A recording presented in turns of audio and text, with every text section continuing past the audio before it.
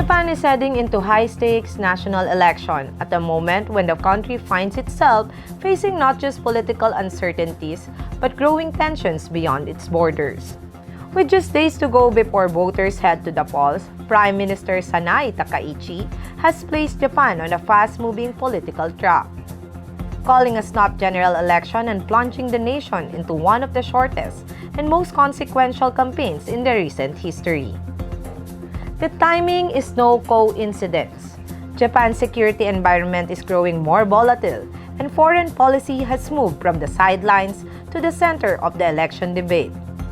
At campaign rallies and press conferences, Prime Minister Takaichi has delivered unusually blunt warnings, particularly about China and the possibility of a future conflict over Taiwan. She has said Japan cannot afford to stand aside if regional stability collapses, arguing that the Japan-US alliance would be at risk if Tokyo failed to act. Those remarks have drawn sharp reactions from Beijing and deepened divisions at home. Opposition leaders accuse the government of stoking fear and pushing Japan further away from its post-war pacifist identity.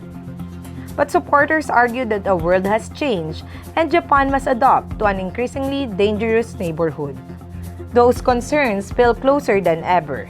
Just weeks ago, Japanese defense officials revealed dangerous aerial encounters near Okinawa, where Chinese fighter jets allegedly directed fire control radar at Japanese aircraft, signals normally used just before a missile launch. No weapons were fired, but the message was unmistakable. Military analysts warn the incidents like this dramatically raise the risk of miscalculation, especially at a time when political rhetoric is heating up on all sides.